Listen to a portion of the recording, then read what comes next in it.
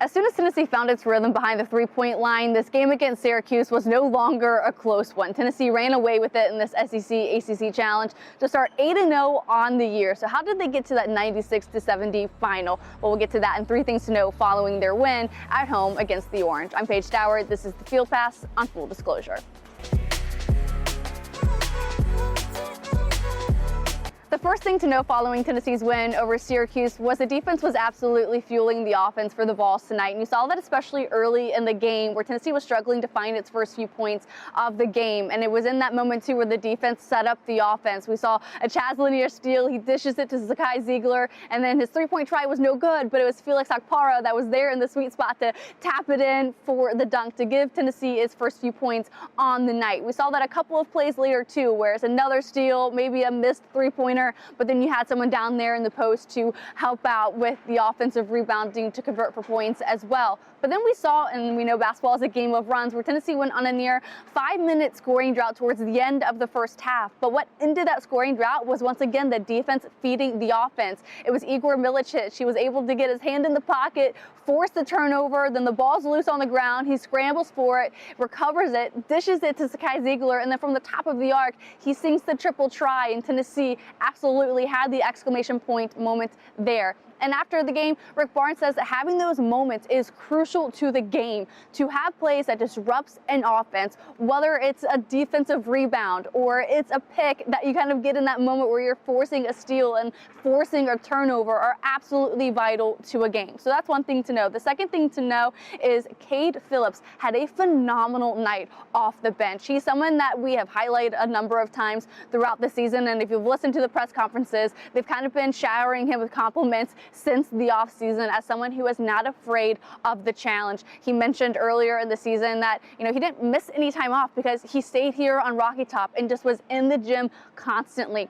You saw that transpire on the court tonight against Syracuse, where he started the game 5 of 5 from the field before missing his final shot going into halftime to be 5 of 6 in the first half. He had solid defensive boards for the team as well, had a couple of really nice dunks as well. And Coach Rick Barnes says that we're watching him develop right in front of us. After the game, Cade Phillips said that his ability to be out there has only, helped him with his confidence. He feels so much more comfortable being out there, but he knows that there's so much more to get. He is certainly someone to keep an eye out tonight, because heading into halftime, he had a quick 10 points, and he was just 2 behind Chaz Lanier leading the team in scoring. And there's a number of Vols tonight that ended the night in double-digit scoring. So he is someone that, whether he's out there when Felix Akpara is, or you have another big out there, they are able to make and create really nice space for this team. And the next evolution of Cade Phillips is seeing him shoot from other areas on the court. We saw a couple mid-range jumpers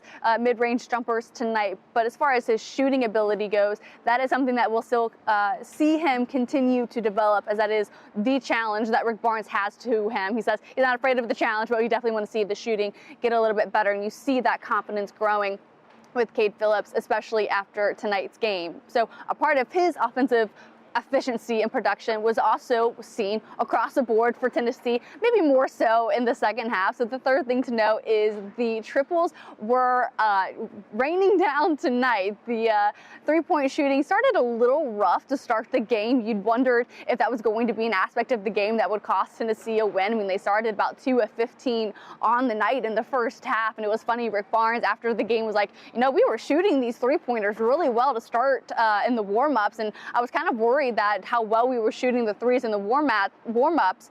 Did we just run out of all of our threes? Were we going to use up all our good 3 shots by the time the game got around? And how they looked in the first half, we certainly thought they used up all their good threes in warm-ups. But then after, settling back in during halftime and not being as anxious, as Rick Barnes will call it, in the second half, you saw that absolutely turn around in the second half. They ended the night 8 of 15 from the three-point line in the second half. Part of that was Chaz Lanier absolutely turning it on. He did not have a single 3 in the first half, and then was 4-5 from the 3 in the second half to go get 26 points on the night. Just the third time this season he's had 20 30-plus points. Then Tennessee ends with about a 34% clip on the three-point line, and they're just 2 behind their season high in three-pointers with 12 when they had that against Baylor. So their ability to continue to find the good shots, whether on the fast break or an inside-out kind of movement, which we saw a number of times tonight, was definitely a good thing to see, that they were able to settle back in. Chaz Lanier said,